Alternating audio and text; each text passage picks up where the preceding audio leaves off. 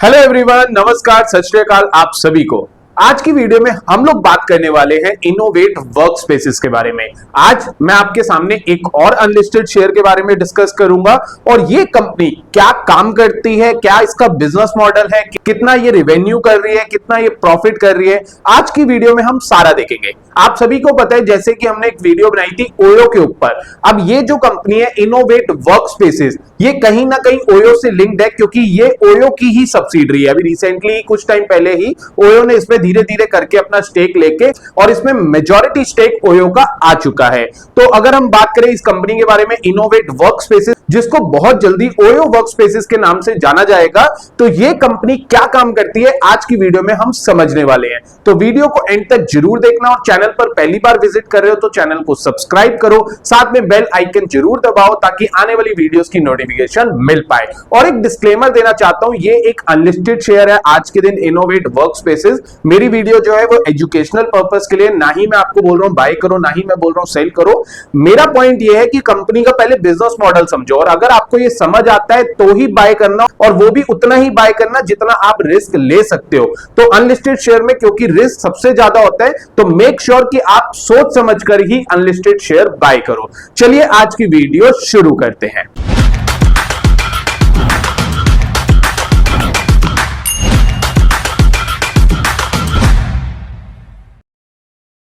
सबसे पहले यहां पर हम बात करते हैं अबाउट कंपनी की। ये जो इनोवेट वर्कस्पेसेस है ये क्या काम करती है और इसका बिजनेस मॉडल क्या है, इसको हम लोग समझते हैं। तो पहले तो मैंने आपको नाम बताया, ये जो इनोवेट वर्कस्पेसेस है ये अब बहुत जल्दी ओयो वर्कस्पेसेस के नाम से जानी जाएगी।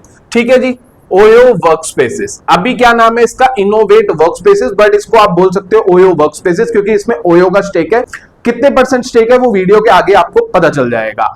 सबसे पहले बात करते हैं, innovate is a Delhi based provider of manage co-working spaces founded in 2015 by doctor Ritesh Malik, Shailesh Gupta and Sumit Ranka and currently led by CEO जिसका नाम है पंखुरी सखुजा। और इसको एक्वायर्ड करा था ओयो ने। इसको किसने एक्वायर्ड कर लिया? देखिए ये कंपनी ना रितेश मलिक जी ने स्टार्ट करी, और भी को फाउंडर्स है, उन्होंने स्टार्ट करी 2015 में और 2019 में कहां पर स्टार्ट करी? दिल्ली में स्टार्ट करी। दिल्ली में स्टार्ट हुई, सीपी में इनके एक को-वर्किंग स्पेस है, मैं वहां गया भी हूं और एक काफी डिसेंट को-वर्किंग स्पेस है। I think statesman house Delhi में सीपी में वहां पर है। काफी अच्छी वर्क स्पेस है इनकी। अब ये जो ओयो है ना, ओयो इसकी एंट्री होती है 2019 में। 2019 के अंदर ओयो ने यहां पर पहला स्टेक लिया इनोवेट वर्कस्पेसेस के अंदर। इनोवेट वर्कस्पेसेस जो है वो ऑपरेट करती है अक्रॉस 10 मेजर इंडियन सिटीज, जिसमें दिल्ली आ गया, गुड़गांव हो गया, मुंबई है, चेन्नई है, काफी सारी सिटीज और स्टेट में जो है इनोवेट के ऑफिसेस, जो को-वर्किंग स्पेसेस के ऑफिस है वो अवेलेबल है। आगे बात करते हैं इनकी जो आज के दिन करंट वैल्यूएशन चल रही है, यानी कंपनी की वैल्यूएशन आप बोल सकते हो कि अभी रिसेंटली जो इन्होंने फंड रेजिंग करी थी जो कि जैन 2025 में हुई थी, वो अप्रोक्सीमेटली 1000 करोड़ की वैल्यूएशन पे हुई थी।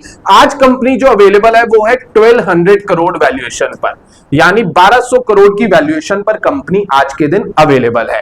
आगे बात करते हैं, इन्होंने जो फंडिंग रेज करी है वो वाई कॉम्बिनेटर से रेज करी है। स्टेक किसने लिया हुआ है? स्टेक इसमें ओयो ने लिया हुआ है।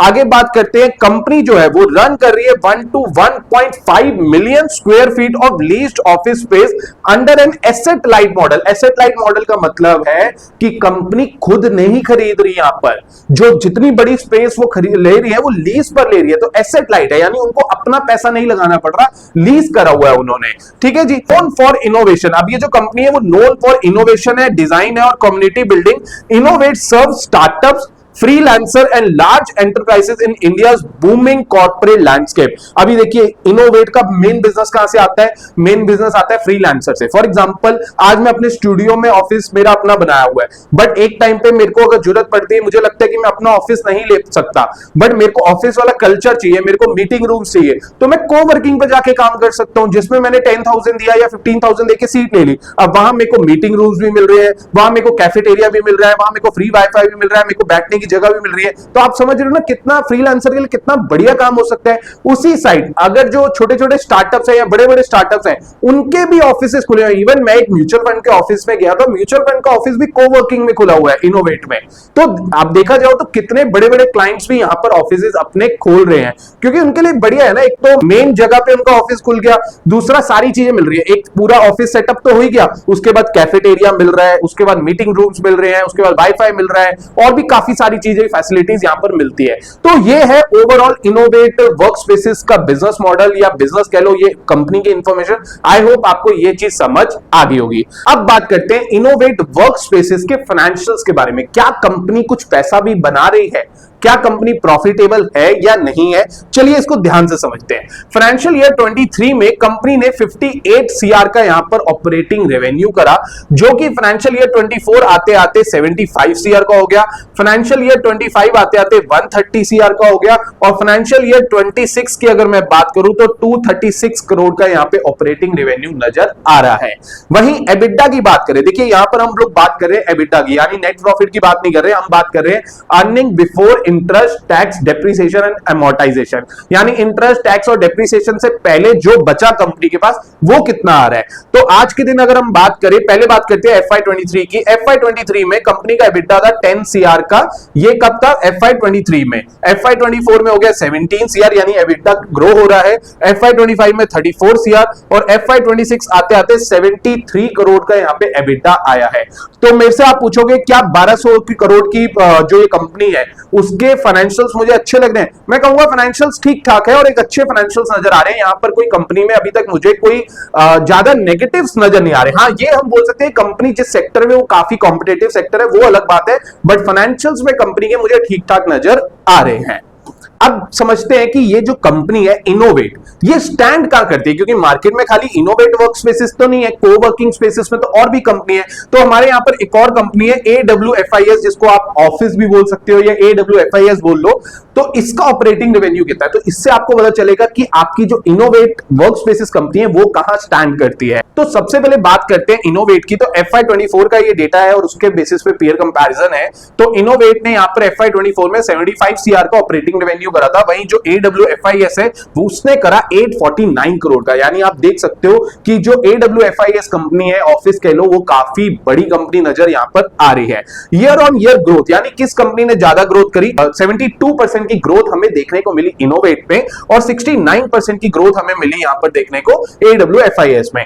एबिटा की बात करें तो 17 सीआर का एबिटा था और यहां पर AWFIS का 71 सीआर। एबिटा परसेंट की बात करें तो 26% है और यहां पे 8.40% है। तो हम कह सकते हैं इनोवेट जो है ऑलमोस्ट 3 टाइम्स एबिटा पे काम कर रहा है, यानी 3 टाइम्स एबिटा उसका ऊपर है AWFIS से। तो यहां पर एक चीज समझ आती है, जो ऑफिस वाली कंपनी है AWFIS वाली, आई होप मैं प्रोनाउंस इसको सही कर रहा हूं या नहीं कर रहा हूं, I don't know, but AWFIS जो कंपनी है और उसका अगर हम कंपैरिजन करें इनोवेट से, तो इनोवेट आज के दिन काफी छोटी कंपनी है, बट आप देख सकते हो उसके ग्रोथ के चांसेस अवेलेबल है। छोटी है, बड़ी बन सकती है, बट दोनों के कंपैरिजन में इनोवेट आज के दिन छोटी कंपनी है। अब आगे बात करते हैं, अब बात करते हैं कंपनी के कुछ की हाइलाइट्स से, और उससे हमें काफी चीजें समझ आती है कि कंपनी की प्रेजेंस कहां पर है। सबसे पहले बात करते हैं पैन इंडिया प्रेजेंस है, ठीक है। इनोवेट ऑपरेट करता है क्रॉस 10 मेजर सिटीज, इंक्लूड करता है जिसमें गुड़गांव, बेंगलुरु, मुंबई, दिल्ली में भी इनके है, नोएडा में भी है, काफी सारी जगह है।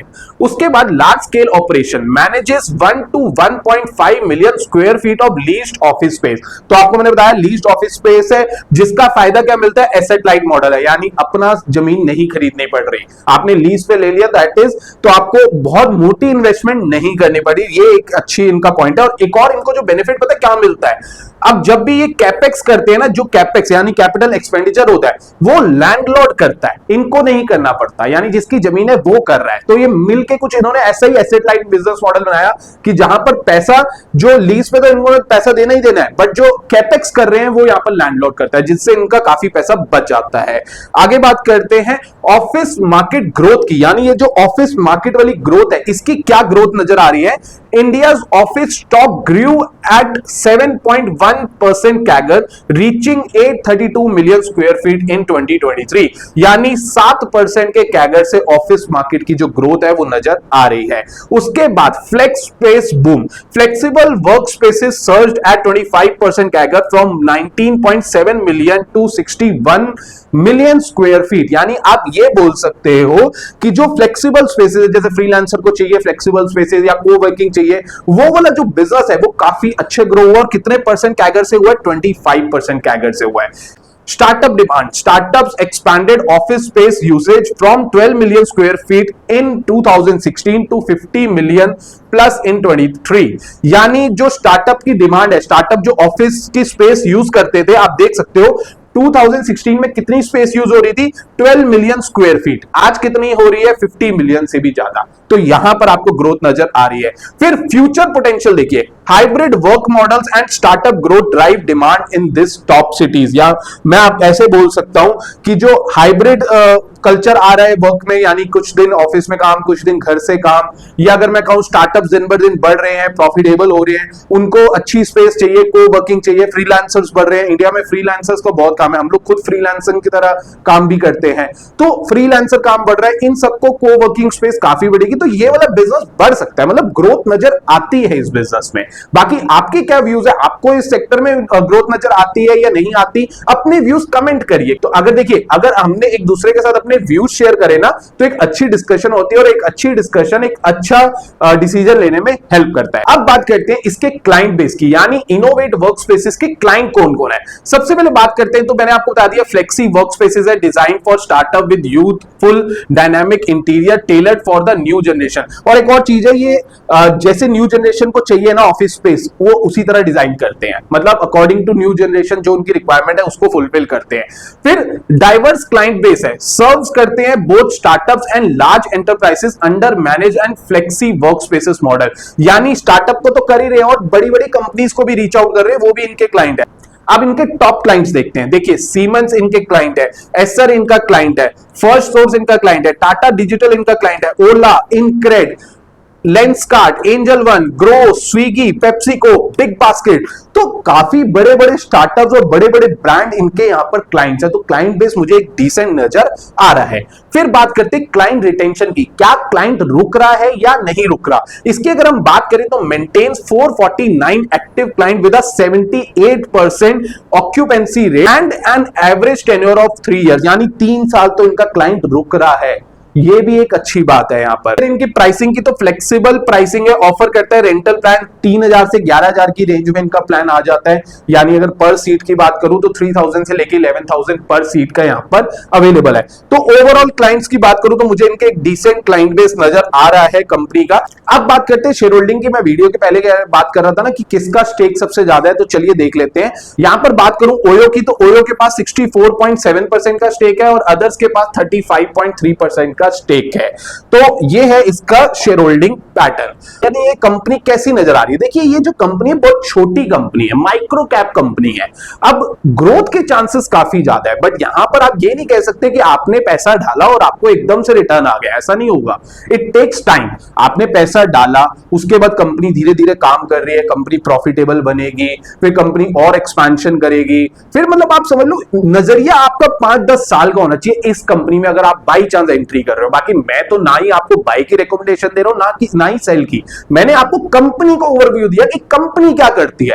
अभी खरीदना है या नहीं खरीदना, ये आपका डिसीजन है, ये मैं आपका एडवाइजर नहीं हूं, तो आप अपने एडवाइजर से लेना। ये डिस्क्लेमर है, ये जो वीडियो बनी है ये प्योरली एजुकेशन के लिए बनी है। मेरा काम था को आपको कंपनी समझाना कि कंपनी क्या करती है। अभी खरीदना या नहीं खरीदना वो आपका डिसीजन होना चाहिए। और एक रिक्वेस्ट मेरी रहती है कि अनलिस्टेड शेयर्स में उतने ही पैसे डालो जितने आप रिस्क ले सकते हो। जरूरी नहीं है कि फोमो में आप बहुत ज्यादा बाइंग कर लो, हमेशा रिस्क मैनेजमेंट को फॉलो कीजिए। बाकी ये वीडियो आपको कैसी लगी कमेंट करके जरूर बताना, और किस अनलिस्टेड शेयर पे आपको इसी तरह की डिटेल्ड वीडियो चाहिए उसका नाम कमेंट कर दो, मैं जल्द से जल्द वीडियो बना दूंगा। अगर आपकी अनलिस्टेड शेयर से रिलेटेड कोई क्वेरी है तो आप इस नंबर पे व्हाट्सएप कर सकते हो 8882595299। इस पे व्हाट्सएप करना, कॉल मत करना। व्हाट्सएप करके कोई भी क्वेरी अगर आपकी हो तो आप पूछ सकते हो। और अगर आप हमारा अनलिस्टेड शेयर का व्हाट्सएप चैनल ज्वाइन करना चाहते हो और हमारा टेलीग्राम और व्हाट्सएप ग्रुप्स ज्वाइन करना चाहते हो, उन सभी के लिंक डिस्क्रिप्शन में मिल जाएंगे। जल्दी जाइए और ज्वाइन कर लीजिए। मिलते हैं आप सभी के साथ नेक्स्ट वीडियो में। नमस्कार।